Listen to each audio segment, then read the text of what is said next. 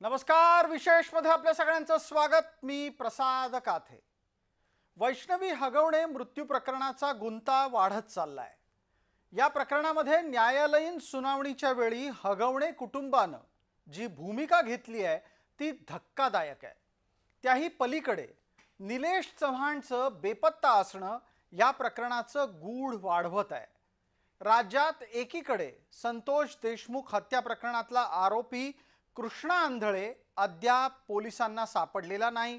तो बेपत्ता असतानाच आता वैष्णवी हगवणे प्रकरणालाही एका आरोपीला पकडण्यात पोलिसांना अपयश येताना दिसतंय। गंभीर प्रकरणातले आरोपी पोलिसांच्या आणि पर्यायाने कायद्याच्या कचाट्यापासून दूर राहतात कसे हा प्रश्न आहे। मग तो मुद्दा कृष्णा आंधळेचा असो की निलेश चव्हाणचा। वैष्णवीचा मृत्यू उघडकीस आल्यापासूनच निलेश चव्हाणची चर्चा सुरू झाली। निलेश चव्हाण याचा वैष्णवीच्या सासरी म्हणजेच हगवणे कुटुंबामध्ये असलेला वावर, दरारा आणि प्रसंगी दहशत ही सुद्धा समोर आली ती वैष्णवीच्या मृत्यूनंतर। दुर्दैवाने वैष्णवीचा मृत्यू हा निलेश चव्हाणचं अस्तित्व अधोरेखित करायला कारणीभूत ठरला आहे। या निलेश चव्हाणचं एकूणच व्यक्तिमत्व हे विकृत श्रेणीत मोजलं जातं। अनेक धक्कादायक त्याचे कारनामे आहेत जे टप्प्याटप्प्याने समोर आले। त्यामुळेच संशयाचं वातावरण तयार झालंय की हा निलेश चव्हाण नक्की आत्ता असेल कुठे आणि कोणत्या अवस्थेमध्ये। निलेश चव्हाणवर आरोप आहे की त्यानं आपल्या पत्नीचं विकृत छायाचित्रण केलं आहे। निलेशच्याकडून पत्नीचं आक्षेपार्ह छायाचित्रण करण्यासाठी स्वतःच्या घरातच छुपा कॅमेरा लावला गेला होता। 2019 साली वारजे पोलीस ठाण्यामध्ये त्याविरोधात गुन्हा दाखल झाला। निलेशनं बेडरूमच्या छताला असलेल्या पंख्यात एक छुपा कॅमेरा लावून ठेवला होता। इतकंच कमी की काय, त्यानं घरातल्या एसी मध्ये सुद्धा एक छुपा कॅमेरा लावला होता। छुपा कॅमेऱ्याच्या मदतीनं निलेश पत्नीसोबत शरीर संबंधाचं छायाचित्रण करायचा असा गंभीर आरोप आहे। निलेशच्या लॅपटॉपमध्ये पत्नीला हे सगळे आक्षेपार्ह व्हिडिओ आढळले आणि तिला संतापाचा पारा चढला। इतर मुलींच्या सोबतही त्यानं अशाच प्रकारचं छायाचित्रण केलं होतं। पत्नीनं जाब विचारताच निलेशनं चाकू दाखवला, धमकावलं आणि गळा सुद्धा दाबला। निलेशच्या पत्नीनं सासू सासऱ्यांना याबाबतची माहिती दिली खरी, पण घडलं काहीच नाही। उलट सासू सासऱ्यांकडून तिचाच छळ सुरू झाला, म्हणजे निलेशच्या पत्नीचा छळ सुरू झाला। निलेश त्याच्या नातेवाईकांवर 14 जून 2022 ला या प्रकरणात गुन्हे दाखल झाले।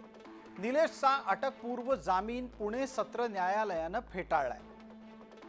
वारजे पोलिसांकडून त्याला या प्रकरणातही अद्याप अभय देण्यात येत आहे।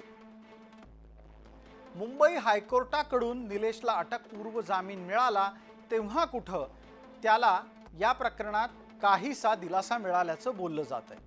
निलेश हा शशांकची बहीण करिश्मा हगवणेचा मित्र आहे आणि करिश्माच वैष्णवीच्या छळाला कारण ठरली आहे। बांधकाम व्यावसायिक म्हणून त्याची ओळख आहे। ज्या निलेशला एका प्रकरणामध्ये वारजे पोलिसांनी वाचवलं त्याच निलेशला आता पिंपरीचे पोलीस वाचवतायत का असा प्रश्न सुद्धा उपस्थित होतो। असा हा निलेश चव्हाण आहे कुठे आणि पिंपरीचे पोलीस त्याला अद्याप पकडू का शकलेले नाहीत हा प्रश्नही येतोच। पुण्यातला एक गुंड म्हणून निलेशची ओळख आहे। निलेश आरोपी सुद्धा आहे आणि आतापर्यंत पोलीस त्याला वाचवताना दिसतात। त्याला अटक का झाली नाही या प्रश्नाचं उत्तर तरी अद्याप सापडलेलं नाही। वैष्णवीचं बाळ कुटुंबाला द्यायला त्यानं नकार दिला होता हे सुद्धा समोर आलेलं आहे। पोलिसांना निलेशला शोधण्यामध्ये अपयश का येतंय याची उत्तरं पिंपरी पोलीस देऊ शकत नाहीयेत आणि म्हणूनच पिंपरी पोलिसांच्या कार्यक्षमतेवर सवाल उपस्थित होतोय।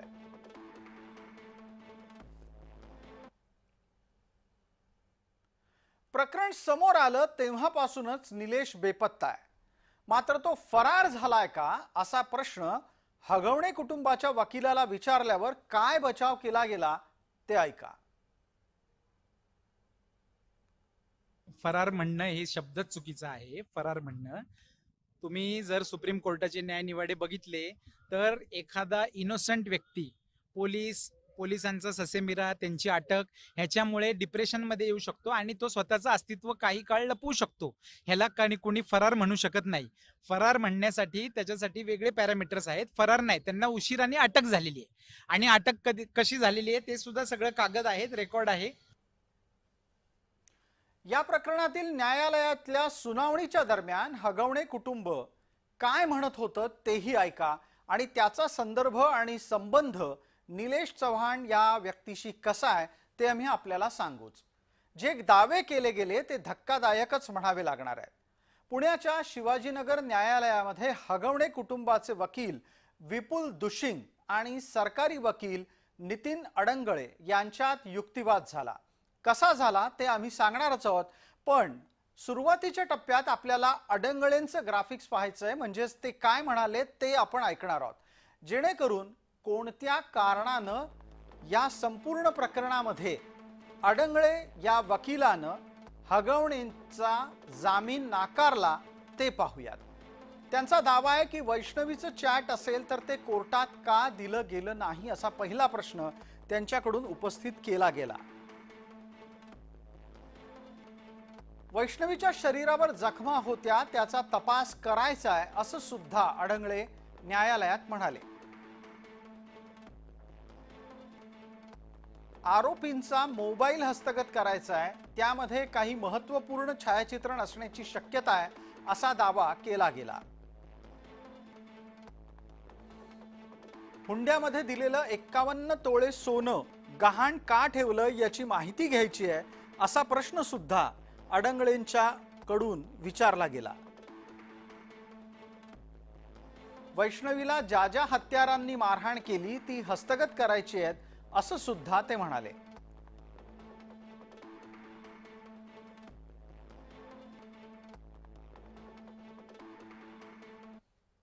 एकीकडे सरकारी वकिलाकडून जामिनाला विरोध असताना जामीन मिळाला पाहिजे असा तर्क हगवणेंच्या वकिलानं दिला. हगवणेंचा वकील सांगतो की वैष्णवीचे नको त्या व्यक्तीसोबत संबंध होते. ज्या व्यक्तीबरोबर संबंध होते त्या मुलाचा साखरपुडा 18 तारखेला झाला होता आणि वैष्णवी त्यासाठीच सातत्यानं फोन करताना आढळली. वैष्णवीला समोरच्या व्यक्तीनं प्रतिसाद दिला नसेल म्हणून ती निराश झालेली असू शकते. परिणामी तिनं आत्महत्या केली असू शकते हा दावा हगवणेंच्या वकिलानं केला. वैष्णवीची प्रवृत्तीच आत्महत्या करण्याची होती असंही ते म्हणाले. यापूर्वी अनेकदाही तिनं आत्महत्येचा प्रयत्न केला हे सुद्धा न्यायालयात सांगण्यात आलं. एकदा तर वैष्णवीनं उंदीर मारण्याचं औषध पिऊन आत्महत्येचा प्रयत्न केला असंही म्हटलं गेलं. एकदा गाडीतून उडी मारून आत्महत्येचा प्रयत्न केला गेल्याचंही न्यायालयात सांगितलं गेलं. नवऱ्यानं बायकोच्या कानाखाली लगावली म्हणजे काही छळ आहे का असा प्रश्न हगवणेंच्या वकिलानं विचारला. तर मारण्याच्यासाठी प्लास्टिकची छडी वापरली म्हणजे काही हत्यार वापरलं का असाही त्यांचा बचाव आहे. या पुढे जाऊन हगवणेंचा वकील म्हणतो की हगवणेंच्याकडे 5 कोटींच्या गाड्या आहेत, त्यांना फॉर्च्युनरच्या बाबतीत कौतुक नाही.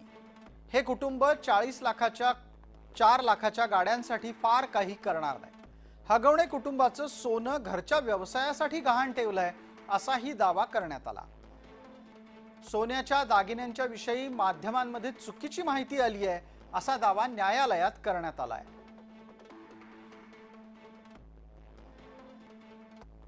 साहेब, निलेश चव्हाणवरती हा पूर्णपणे अन्याय झालेला आहे. निलेश चव्हाण हा त्याचा मित्र आहे. अशा एवढ्या वाईट परिस्थितीमध्ये त्यांनी त्याचं मैत्री निभावली. ते बाळ बघण्यासाठी 5 लोक तुरुंगात असताना ते लहान बाळ कुणी बघायचं होतं? ह्यांना अंत्यविधी झाला तेव्हा ह्यांनी बाळ काही नेलं नाही. ते बाळ बघायचं कुणी होतं? मग ह्यांनी रिक्वेस्ट केल्यामुळे ते बाळ त्यांनी सांभाळलं. त्यांनी बाळ सांभाळलं, ही माणुसकी दाखवली. उद्या सोडून गेला असता, पोलीस आहे, मीडिया माझ्या विरोधात आहे, पोलीस माझ्या मागे लागलेले आहेत, कशाला बाळ पकडायचं? तर कोणी त्यांनी बाळ सांभाळलं, त्याचा दोष काय त्याच्यामध्ये? त्याच्यावरती हा केवळ अन्याय त्याच्यावरती चाललेला आहे ह्या युक्तिवाद केला आणि त्यांनी बाळाची हेळसांड केली असं त्याच्यावरती ज्युव्हेनाइल जस्टिस ऍक्ट सेक्शन 88 आणि 75 त्याच्या विरुद्ध त्यांनी चार्ज लावलेला आहे. तर ती हेळसांड केल्याचा कुठलाही, ते बाळ त्यांनी व्यवस्थित सांभाळलं, तिच्या घरचे आले, अनेक आपले लोक होते, तुम्ही सुद्धा होता, सगळ्यांच्या देखत त्या बाळाची त्यांना कस्टडी त्यांनी दिलेली आहे. एकूणात हगवणे कुटुंब अद्यापही निलेश चव्हाणची पाठराखण करताना दिसतंय. दरम्यान पिंपरी पोलिसांच्या कार्यक्षमतेवर प्रश्नचिन्ह उभं राहताच या प्रकरणानं एक नवच वळण घेतलंय. हगवणेंची थोरली सून मयुरी जगताप, म्हणजेच आताची मयुरी जगताप हगवणे, ही पोलिसांच्या कार्यक्षमतेवर प्रश्न उपस्थित करते. ती तसं करत असताना आपण तिची वक्तव्य सुद्धा ऐकली आहेत आणि या कार्यक्रमात आम्ही ती आपल्याला पुढे दाखवणार सुद्धा आहोत. मात्र विशेष बाब अशी आहे की आता तिच्या तक्रारीचा आधार घेत महिला आयोग अचानक पुढे आला आहे. महिला आयोगानं काय भूमिका घेतली आहे ती पहा. महिला आयोगाच्या अध्यक्षा रुपाली चाकणकर आता असं म्हणतायत की मयुरी हगवणे कौटुंबिक हिंसाचार प्रकरणामध्ये निष्क्रिय पोलिसांवर कारवाई झाली पाहिजे. त्यांनी मुख्यमंत्री देवेंद्र फडणवीस यांना तसं पत्रच लिहिलेलं आहे. या पत्रामध्ये रुपाली चाकणकर पुढे असं म्हणतात की मयुरी यांच्या तक्रारीवर कारवाई करण्यात पिंपरीच्या पोलिसांनी दिरंगाई केल्याचं दिसून येत आहे. म्हणूनच गृहमंत्री देवेंद्र फडणवीस यांनी संबंधित पोलीस अधिकाऱ्यांवर कारवाई करायला हवी. काही दिवसांपूर्वी मयुरी हगवणे हिनं पोलिसांच्या संदर्भात प्रसार माध्यमांकडे आपली प्रतिक्रिया व्यक्त केली होती. त्याच प्रतिक्रियेला आधार मानून आता महिला आयोग पर्यायानं मैदानात उतरत असताना स्वतःला वाचवतोय आणि गृहमंत्र्यांवर शरसंधान करतोय. मयुरीचं कोणतं वक्तव्य यासाठी वापरलं गेलंय ते ऐका. ते गुन्हा दाखल झाला कोर्टमध्ये तुझ्या संदर्भात, त्यावेळेस पोलिसांनी कारवाई केली असतं, पुढचं वैष्णवीचं प्रकरण घडलं नसतं, असं सगळं प्रकरण झालं असतं का?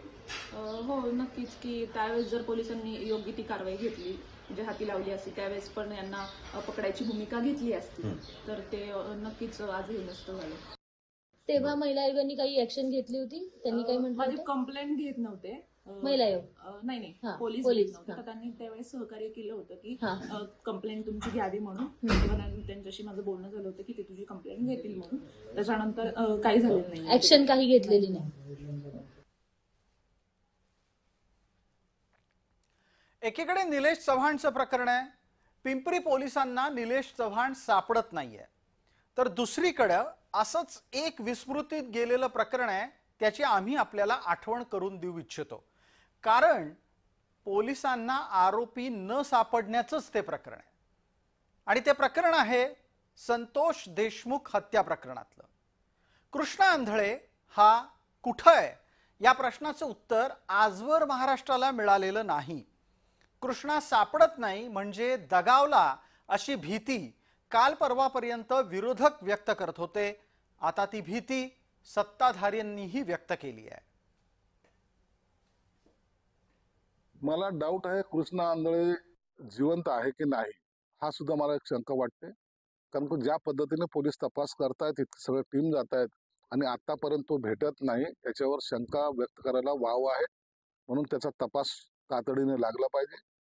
पोलीस अधीक्षक जे बीडचे आहेत ते सर्व टीम आपल्या त्यांनी पाठवले आहेत. महाराष्ट्राच्या बाकीच्या सुद्धा टीम त्याच्या मार्गावर आहेत. पण तपास न लागण्याचं कारण काय हे थोडं गुलदस्त्यात आहे. म्हणून मी वारंवार शंका व्यक्त करतोय की त्याचा खून झाला की काय, अशी शंका मला आहे. संतोष देशमुख हत्या प्रकरणातला एक महत्त्वाचा आरोपी असलेला कृष्णा आंधळे हत्या झाल्याच्या दिवसापासून आज तागायत महाराष्ट्राच्या पोलिसांना सापडलेला नाही. एका बाजूला निलेश चव्हाण सापडत नाही, दुसऱ्या बाजूला कृष्णा आंधळे सापडत नाही. कृष्णा आंधळेच्या प्रकरणामध्ये कुठली कुठली वळणं आली तीही पहा. कृष्णा आंधळे संतोष देशमुख हत्येतला एक महत्त्वाचा आरोपी आहे. या प्रकरणामध्ये सुरुवातीला आंधळे, घुले, सांगळे हे हत्या केल्यानंतर गुजरातमध्ये पसार झाले. घुलेनं कृष्णा आंधळेला पैसे आणण्याच्यासाठी पुण्याला पाठवलं. कृष्णा पुण्याला आला खरा, त्यानं ठरल्याप्रमाणे पैसे घेतले सुद्धा, पण पैसे घेतल्याच्या नंतर कृष्णा गुजरातला गेलाच नाही. कृष्णा आंधळे गुजरातला न गेल्यामुळे घुले आणि त्याचा साथीदार सांगळे हे पुण्यामध्ये आले आणि पुण्यामध्ये घुले आणि सांगळे हे पोलिसांच्या हातात सापडले. त्यांना अटक झाली आणि आंधळे मात्र अद्यापही पोलिसांच्या कब्जातून दूरच आहे. तपास यंत्रणा कृष्णा आंधळेचा कसून शोध घेत आहेत, पण महाराष्ट्राच्या सक्षम पोलिसांना कृष्णा आंधळेचा अद्यापही तपास लागलेला नाही. तो पोलिसांना गुंगारा देण्यात यशस्वी ठरला आहे. खरंच कृष्णा आंधळे हा फरार आहे का? कृष्णा आंधळेचा काही या संबंधित व्यक्तीने पुरावे नष्ट करण्यासाठी काही याचा षडयंत्र रचवलं हे देखील पाहणं तितकंच महत्त्वाचं आहे. मात्र मागील अनेक दिवसापासून कृष्णा आंधळे हा फरार असल्यामुळे बीड पोलिसांची जी आहे ती बदनामी सतत होत असल्याचे पाहायला मिळालेले. गृह खात्याकडून पोलीस अधीक्षक जे आहेत त्यांची देखील बदली या ठिकाणाहून तातडीने करण्यात आली. अनेक पोलीस अधिकाऱ्यांना निलंबित देखील या प्रकरणात करण्यात आलं होतं. त्याचबरोबर कृष्णा आंधळे जो आहे तो फरार आहे, त्याचा शोध घेत आहे. वेगवेगळी पथके जी आहेत ती अजून देखील स्थापन करण्यात आलेली. मात्र त्या पथकात आता कृष्णा आंधळेचा शोध घेण्यासाठी किती दिवस लागतात हे पाहणं महत्त्वाचं नाही. मात्र आता पोलीस यंत्रणा कृष्णा आंधळेचा शोध घेणार का? त्याचबरोबर कृष्णा आंधळेचं काही दुर्घटना जी आहे कृष्णा आंधळेसोबत घडली असावी असा देखील अंदाज काही राजकारणी त्याचबरोबर देशमुख कुटुंबाने वर्तवला होता. त्यामुळे आता देशमुख कुटुंब असेल किंवा महाराष्ट्र असेल हा संतोष देशमुख यांना न्याय देण्यासाठी न्यायाच्या भूमिकेत जो आहे तो असल्याचा पाहायला मिळत आहे. छत्रपती संभाजीनगरहून विजय चिडे, जय महाराष्ट्र. निलेश चव्हाणची चर्चा होत असताना कृष्णा आंधळेची आठवण ही याचसाठी येते कारण दोन्ही प्रकरणांमध्ये आरोपी पोलिसांना सापडत नाहीयेत. कुख्यात वाल्मिक कराडच्या टोळीतला एक सदस्य असलेला कृष्णा आंधळे, कृष्णा हा मैंदवाडी गावातला रहिवासी आहे. त्याची घरची परिस्थिती बेताचीच आहे. मात्र गुन्हेगारी क्षेत्रात अनेक कारवाया केल्यानं कृष्णावर 6 गंभीर प्रकारचे गुन्हे दाखल आहेत. यामध्ये खंडणी, दरोडा अशा गुन्ह्यांचाही समावेश आहे. सुदर्शन घुलेची अनेक दिवसांपासून साथ सोबत करणारा कृष्णा हा सराईत गुन्हेगार म्हणून ओळखला जातो.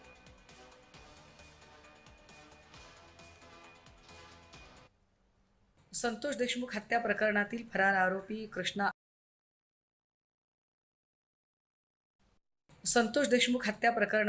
आरोपी कृष्णा आंधळे याचा तब्बल 4.5 महिने झाले तरी अजूनही तपास लागत नाही. ज्या पद्धतीच्या चर्चा चालू आहेत की कृष्णा आंधळेचा घात झाला की अपघात झाला की अजून काही झालं किंवा तो राज्याच्या बाहेर गेला आहे का, देशाच्या बाहेर गेलेला आहे का, पण देशाच्या बाहेर जाईल असं म्हटलं तर त्याच्याकडे विजा पासपोर्ट असण्याची शक्यता फार कमी आहे. अशा सगळ्या परिस्थितीत राज्यात किंवा राज्याबाहेर गेलेली व्यक्ती शोधता न येणं हे राज्याच्या गृह खात्याचं अपयश आहे का? काहीही असलं तरी कृष्णा आंधळेचं नेमकं झालं काय हा प्रश्न मात्र अजूनही अनुत्तरित आहे. मग इथे असा प्रश्न उपस्थित राहतो की ज्या कृष्णाच्या मोबाईलमध्ये संतोष देशमुख हत्येचे महत्त्वाचे पुरावे आहेत, अशा कृष्णाच्या अनुपस्थितीचा खटल्यावर काय परिणाम होईल? आज ही जी गोष्ट आहे ही गोष्ट या एकंदर प्रकरणामध्ये अतिशय महत्वाची गोष्ट म्हणून समोर आलेली आहे की कृष्णा आंधळे नावाचा पाहिजे असलेला आरोपी मिळून येत नाही. मग त्यासाठी पोलिसांनी आतापर्यंत जे काही प्रयत्न केले त्याला अजून तरी काही यश आलेलं नाहीये. म्हणून याचा छडा लागणे हे महत्वाचं आहे. तो जर मारला गेला असेल तर त्याच्या मेल्याने कोणाला फायदा होऊ शकतो किंवा त्याचा मृत्यू घडवून आणण्यात कोणाला स्वारस्य असू शकतं याचा शोध पोलीस लावतील. त्याचप्रमाणे तो जर बाहेर गेला असेल, भारताबाहेर गेला असेल तर त्याच्या अशा भारताबाहेर जाण्याने, परागंदा होण्याने किंवा ॲब्स्कॉन्डिंग होण्याने कोणाला फायदा होऊ शकतो. तिसरं महत्वाचं आहे की त्याच्याकडे अशी कुठली बातमी असू शकते किंवा कुठला पुरावा असू शकतो ज्याच्यामुळं कोणाला काही भविष्यात त्रास होणार आणि म्हणून त्याचा शोध लागणे हे अतिशय आवश्यक आहे. असं मला वाटतं. आता कृष्णा तर बेपत्ता आहे. कृष्णा आंधळे कुठे आहे याचं उत्तर अद्याप पोलीस देऊ शकलेलं नाहीत. गृह खात्याला हे पोलिसांच्याकडून उत्तर घेता आलेलं नाही आणि म्हणूनच गृह खात्याच्या यादीमध्ये एका बाजूला कृष्णा आंधळेची बेपत्ता असल्याची नोंद आहे, दुसऱ्या बाजूला निलेश चव्हाणलाही ते पकडू शकलेले नाहीत हे सुद्धा नोंदवलं जात आहे. निलेश चव्हाणच्यासाठी आता पोलिसांना म्हणजेच पिंपरीच्या पोलिसांना एक वॉरंट हवंय. स्टँडिंग वॉरंट असं त्याला इंग्लिशमध्ये म्हटलं जातं. पोलिसांनी यासाठी न्यायालयात धाव घेतली आहे. आपली उरली सुरली वाचवण्याच्यासाठी पिंपरीचे पोलीस निलेश चव्हाणला शोधायला निघालेत खरे, पण नकळत त्यांनी कबुली दिली आहे निलेश चव्हाण परराज्यात पळून गेलेला असू शकतो.